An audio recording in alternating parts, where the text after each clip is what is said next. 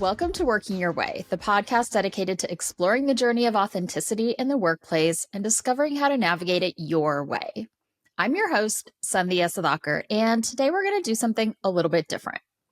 So typically I have a guest on and I'm interviewing them about their career story and really understanding what authenticity means to them and their career and maybe a time that they couldn't show up that way, or I'll have some subject matter experts on to talk with me about different career questions or a co-host to talk about labels. And today I'm actually just going to show up and share a little bit about what's been on my mind and on my heart. And hopefully it makes sense. Any other time that I've done a solo episode, I've spent a little bit of time planning out what I'm going to talk about and making sure that I'm at least clear on the points that I want to make. And for this episode, I'm going to kind of just go with it, go with the flow. And if you listened to episode 50, which was celebrating 1 year of Working Your Way, I had my podcast producer,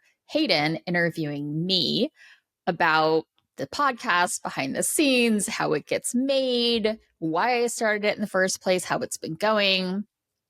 And I was pretty clear on expressing my disdain for doing solo episodes during that conversation. And one of the things that is the reason behind that is that I typically don't feel like I have as much of a personality when I'm just talking to the camera. And so this is a little bit of an experiment to see if can I record this episode by myself without having really planned it out and actually feel good about it. And, I guess in the spirit of growth, which is a core value of mine, I'm open to being wrong about things. I'm open to things changing or trying out something new that feels stretching for me and discerning if it's a good stretching or a struggle stretching. So I don't know. Maybe we'll assess this at the end. Or you can send me an email or a text or a message on LinkedIn and you can let me know how you think it went. But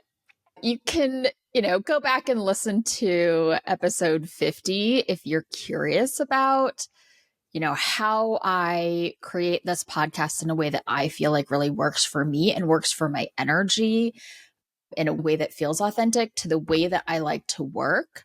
And learn a little bit more about that or just hear me complain about solo episodes. But I've been doing a lot of reflecting and I'm recording this in December of 2024. And it's actually been almost exactly 5 years since I facilitated my very first Enneagram workshop, which I talked a little bit about in episode 1 when I talked about my own career story.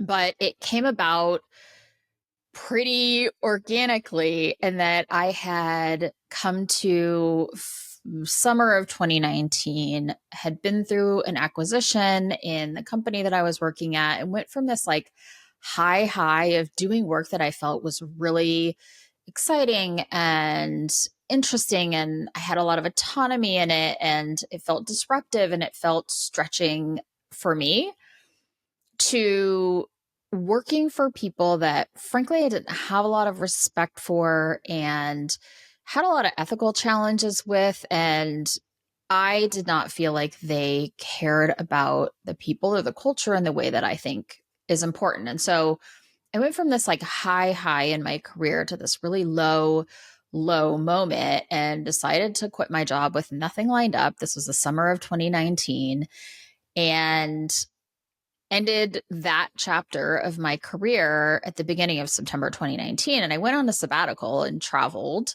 all over the place. One of the first trips that I took was to Mexico to visit a friend who was living in Mexico City and then venture around Mexico a little bit myself. But one of the biggest trips that I took was spending 2 weeks in Ubud in Bali in December of 2019. And that trip I took with an organization called Unsettled. They do these trips, 2-week and 4-week trips all over the world. And they kind of curate this group of international people that are either in kind of some kind of life transition, or maybe they're digital nomads and they work and live in different places, or they're looking for some kind of change in their life. And I was in one of those moments where I was like, I basically shut down a lot of the things that were going on in my life, and everything was a blank page. And so I went on this trip to Bali, and it sounds super cliche, right? As my eat, pray, love trip. But I ended up traveling on my sabbatical for about 7 months. And one of those trips was going to Bali with Unsettled. And Unsettled has this kind of way that they curate these experiences where they bring a bunch of people together and say, what do you want to get out of this 2 weeks or this 4 weeks in this city with each other? And what do you want to contribute to that? And so it was an interesting moment because each of us, I think there were about 15 of us in the room, we had to go around and kind of say what we wanted to get out of it and what we wanted to contribute. And getting what I wanted to get out of it was easy, just reflecting, learning about myself, connecting with people, like experiencing this city. There's a lot of stuff there. And what I wanted to contribute was a little bit harder, because what ended up happening is a lot of people had, whether it's talents or hobbies that they wanted to share with the group. We had a photographer who wanted to kind of do a photography walk, or a painter who was going to teach us how to paint miniatures. And that was all amazing. And I'm like, gosh, I don't know that I have any hobbies or talents, And so I was just in this moment of like, well, what do I do? What do I want to do? I mean, I could organize a dinner or something like that, because I love food and cocktails. But I had been really curious in this moment where I went from these high highs to these low lows about like what was going on with me. And I had discovered this framework called the Enneagram. And I had learned a lot about myself through this exploration. And so I offered that up as the thing that I would share. And the reaction from several different people in the group were like, ooh, yeah, let's do that. Like, we really want to do something like that. And so I put together a workshop to share about all the different types and have people kind of understand what their types were. And I had like no formal training in Enneagram at the time, but I was like, I know how to deliver content. I know how to teach something. I had been a manager for many, many years, and I know how to have a conversation and host. And so I just put together this workshop, and it ended up being something that was really a special experience for everybody on the trip. And it was really a special experience for me, because I was like, that was fun. And oh, by the way, I'm really good at that. And everybody got a lot of value out of it. So that was kind of the first moment that I knew there was something around self-discovery and emotional intelligence, and probably Enneagram, that was special and unique, and something that I wanted to do more with. And so I'm celebrating 5 years since that very first time that I decided to like talk about this thing that I really loved in front of a group of people.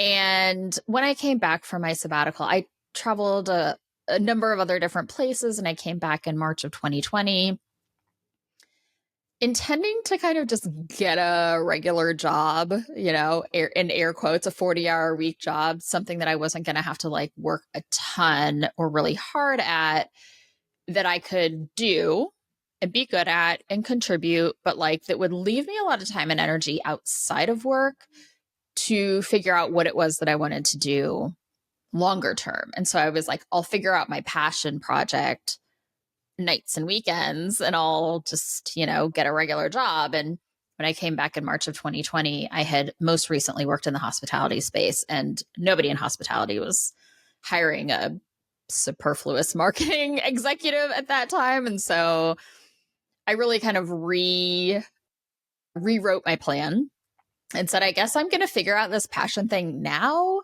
because the universe is kind of telling me like, this is your option. Like, just do it or don't do it, And so I didn't want to go back to my old industry. And so I did some research to figure out, what do I want to learn? What kind of foundation do I need under me to start maybe working with this framework of Enneagram, doing more team workshops? And so I went back to school and got some certifications. I did my coaching training.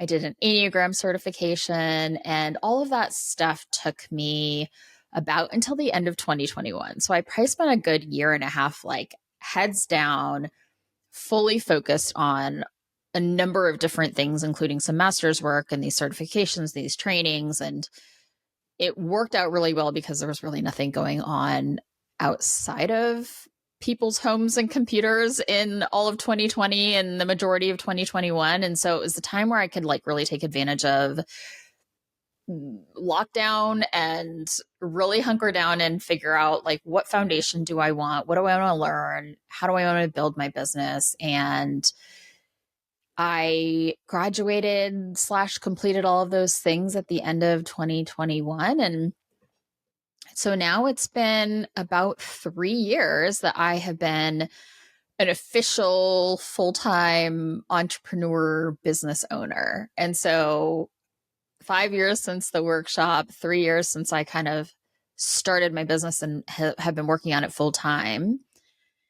And I feel like I'm really at a point where I feel very solid about the work that I can help teams do. And that's specific to the Enneagram, helping them understand themselves, helping them understand each other, building trust, and then taking it further into, okay, how do you apply this knowledge and insight about yourself and each other into how you communicate, into how you navigate conflict, into how you navigate change, and make sure that people are able to show up and not losing a ton of productivity as an organization, or not putting people through this state of turmoil as the pace of change is really rapid, or you go through reorgs, or you have new leadership come in. And I also really started doing a lot of work about burnout and how can you recognize like where your energy is best spent. And with the Enneagram specifically too, understanding like what is your way of thinking and your way of showing up and how you process information and what your talents are that you can bring to the table, and really working on building a more inclusive structure to your team, not just in the understanding of each other, but in the actual like embracing of each other's talents, and also making space from a tactical standpoint about how do you leverage different thinking styles on your team? How do you actually provide the resources, whether it's information or time or space or systems, that enables each person to bring their best thinking and their best action taking to the table. And so it feels great to kind of be 3 years in and be very clear on kind of how I can add value to teams in a way that feels so natural to me. So that's kind of a really cool reflection. And it's something that I've been experiencing and feeling for the last 6 months as I, get hired by different teams or different types of companies and go in and do this work with teams with the Enneagram specifically. And the last kind of, milestone that's going on right now is just reflecting on the past year. And actually we're, just a little bit over 1 year of this podcast, and launching weekly episodes for an entire year has been exciting. It's been a lot of work. It's been an interesting creative process. And I actually talked about in episode 55 with my friend Virginia, we talked about New Year's resolutions and goals and intentions, and how do you go about setting goals and intentions for a new year and why New Year's resolutions don't work. And I did some reflecting on this past year for myself on what did I set out to do in 2024 and what actually happened. And one of the things that I had identified at the end of 2023 was I wanted 2024 to be a year of consistency. And in some ways it was, because I delivered a weekly episode of this podcast every single week for all of 2024. So like that's pretty exciting and that's definitely consistent. And through that, posted on LinkedIn and Instagram consistently, having something to share, a piece of a conversation or some thoughts that I had or some knowledge around the topics that we talked about in the episode. And so I'm not really giving myself credit for that consistency, or I hadn't until now, but I'm recognizing that that really was. And if you're curious about what didn't work out very well in 2024 for me, you can go check out episode 55. But just reflecting on this past year has been really helpful through doing that episode, what I'm doing now, and I'll continue to be doing for the next 2 weeks out of this year. But I think this past year was really kind of intense in a outside of what I was delivering for my business. So doing a lot of kind of like inner exploration. And there were a couple of catalysts to why this was happening. Personally, I've had some really challenging family dynamics going on outside of my immediate family, but like in my extended family. And so it's been really tough. And it's required me to be more proactive about exploring how I'm feeling, kind of rewriting like some stories about people that I had, and frankly, recognizing individuals for who they actually are versus who I really wanted them to be. And like that, there's a lot of grief and pain in doing that kind of thing when it comes to family and people that were a big part of your childhood that are just very different than you expected or knew at one time in your life, knew, quote unquote, knew to be your truth, right? So that's been going on. And then I also spent the better part of 2024 in a couple different modules, I'd say, of this training program that is all about kind of how we are.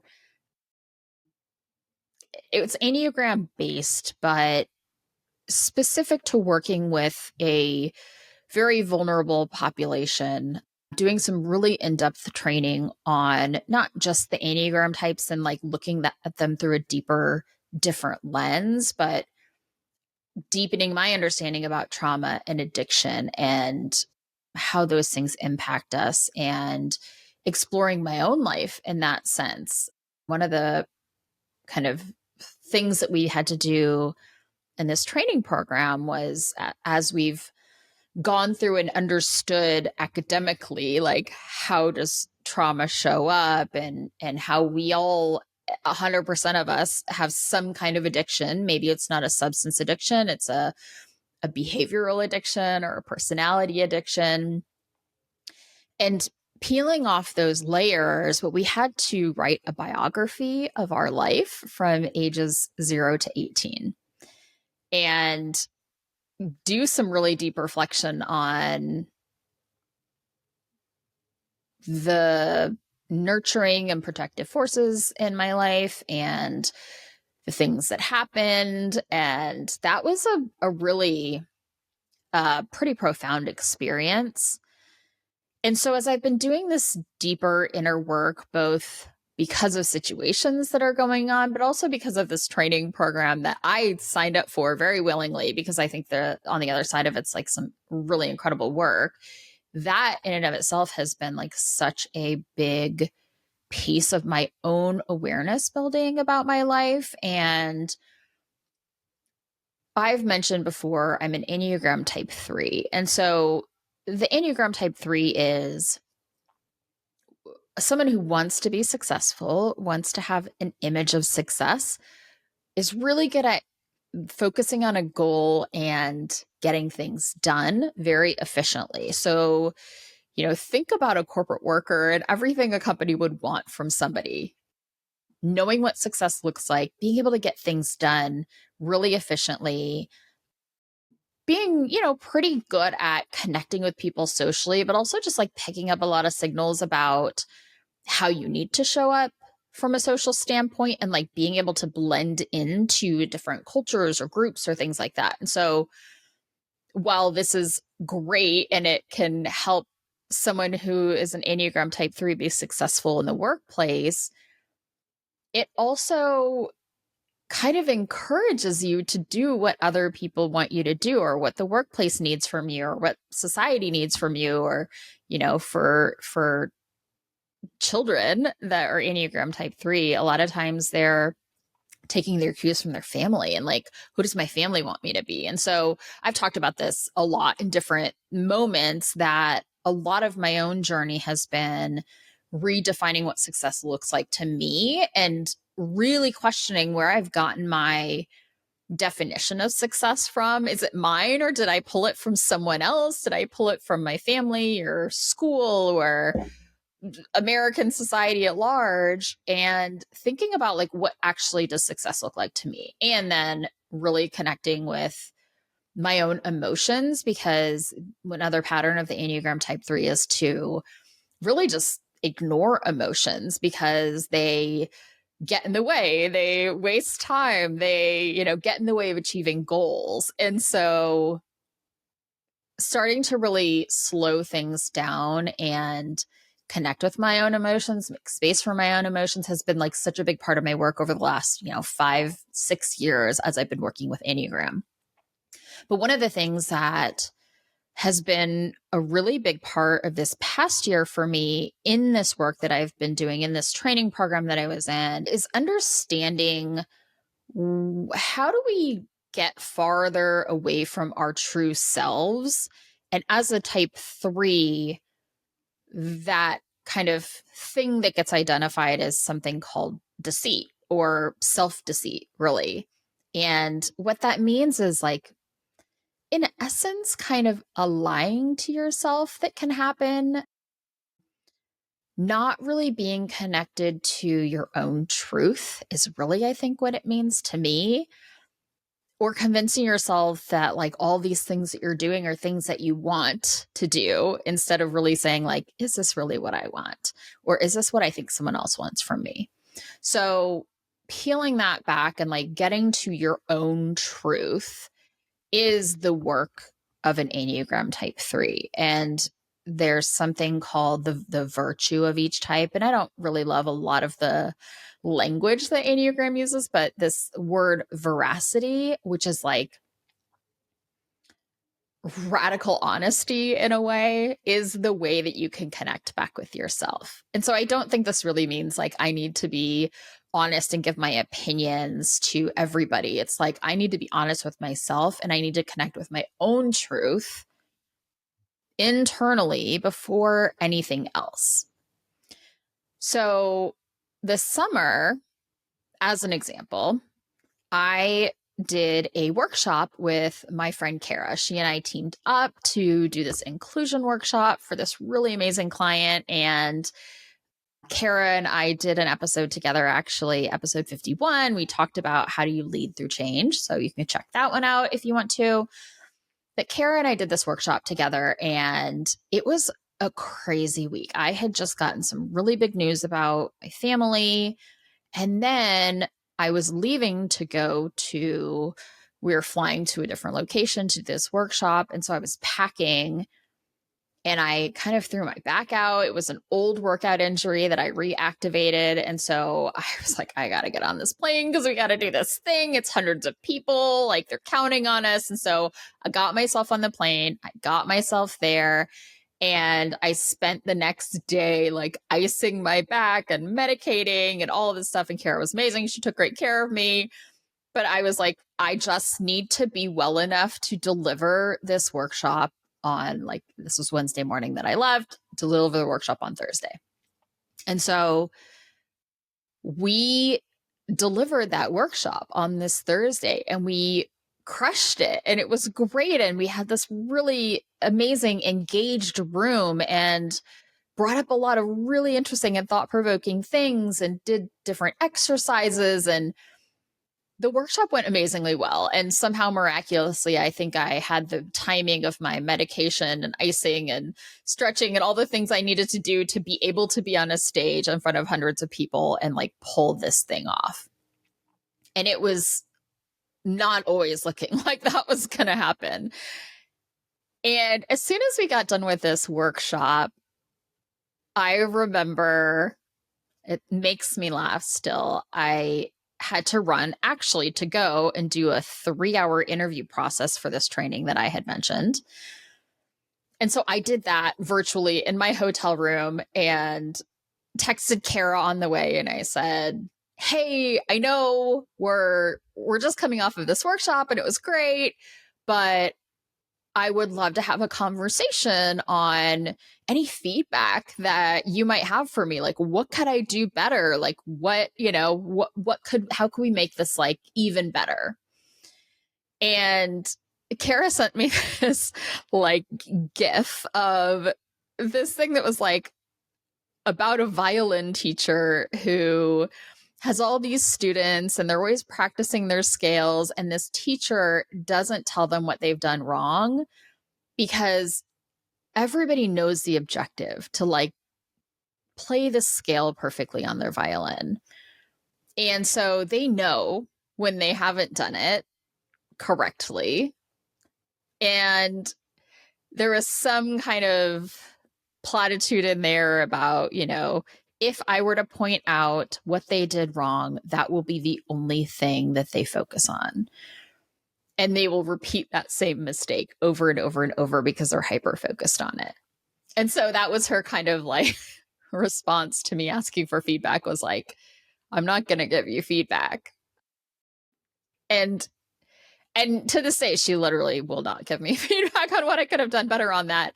But it, to me, was a moment of like, okay, why was it that I so quickly went from delivering this thing, frankly, miraculously, being able to like pull this thing off, and my go-to, my default was, what could I have done better? And I know that I am not great at stopping and celebrating wins. Like that is something I'm very, clear on. And I am someone who really values growth. And I always want to be able to be a better version of myself or refine what I'm doing and really master different things. And so it had me questioning this pursuit of growth and how much of that is helpful and how much of it is like taking me away from just pausing and being really proud of myself and being like, okay with that went amazingly well. How about that's it? How about that went really well? Awesome. Great. High five. So I think it was one of the first times that I started to really reframe this pursuit of growth as like, is this always helpful, or is it taking me away from this opportunity to really stop and pause and think about what I did really well and celebrate those wins and internalize those things? And it spreads to other areas of my life, especially in my work, even things like if I'm posting about a topic on LinkedIn or something, or I'm building a new workshop, oftentimes I'm going to go and like research articles or see what information is out there, or like kind of try to create a structure, like almost from an academic standpoint first. And it's helped me kind of notice like how quickly I pull information from outside of myself first as a default. And getting back to the point of this whole thing is like, if in this year of 2025, I'm getting really honest with myself or connecting with my truth before anything else, it's like, how do I kind of unwind that pattern of like going to every outside source of information before I actually check in internally? whether that's asking someone else for feedback before I even check in with myself to think about like, what did I love? Like, and maybe even what didn't feel good. Maybe not what could I do better, but like what felt off to me. And checking in with my own truth on something first before I even try to bring it in from outside. And I think that extends itself to like, if I'm building a new workshop, what do I have inside of my head and my heart first before I look for information outside of me? And I know that I and I'm seeing other places that it comes up too, like how quickly I create the story of what other people think or what other people need or want from me or how other people are perceiving me before I actually just check in with myself on those things. So it's something too that in this inner work and kind of rewriting a lot of the narratives of my life and the things that were coming up in 2024, I started doing a new kind of therapy as well. And I found this amazing therapist who is really well versed in something called somatic experiencing, which is like not talk therapy. I've gone to talk therapy before, and I can very easily intellectualize my emotions and not feel them. And so talk therapy is one of those things that for me, I'm like, I can get an A and check the box. And like, I can break down and explain and like connect all the things in my head. And I know that's not what I need. What I really need is to slow down the process, get out of my head and like, what is really going on somatically for me. How do things make me feel? Like slowing down the process and checking in with myself. And then there's also something called parts work where we can kind of identify these, I don't know, they're kind of parts that have been developed early in our lives that like kept us safe. One for me is kind of like a caretaker, like how am I taking care of everybody else? How am I managing everyone else's emotions? How am I anticipating everybody's needs and making sure I'm meeting them before they even tell me that they have a need? And so that was really helpful for me in my childhood. In many ways, it kept me safe. And so now it's about like, how can I let go of that? And the somatic experiencing part of it, or kind of the trauma work part of all of this, is like, we could know in our head that we don't want to do something anymore, but I still feel a lot of resistance around it. And that's where it's like, okay, this is an old part of me that like really still feels like they need to operate in a certain way. And so now I get to have that conversation with myself or with those old parts and patterns to say, okay, it's a different world now. Like we don't need to do the same things. And so there's practices and there's a lot of other stuff. I won't rehash all of my therapy sessions for the last couple of months, but I think that's been an exciting and different exploration for me to take a step back and really understand that like I can think my way out of any problem. And like what's really going to help me change and grow is to connect with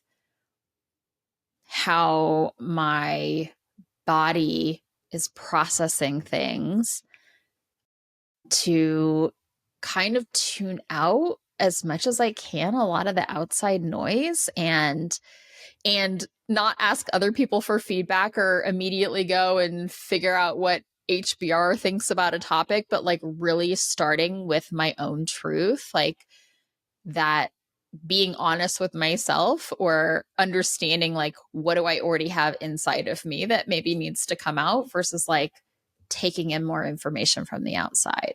So, and this also looks like having candid and sometimes difficult or intimidating conversations with people where I've already decided in my head what they need from me or what they want from me or want me to be, and actually kind of letting go of some of that and saying like, this is an assumption, this is a story that I've created, and like actually if I have a tougher conversation with somebody, I can actually find out what's true for them also. And so where am I doing a lot of labor that I don't need to be doing because I'm making assumptions about what I need to be for someone else? So I don't know if any of that made sense, but I guess I am thinking about 2025 as the year of honesty for me. And again, it's not about being honest with other people. It's about like really finding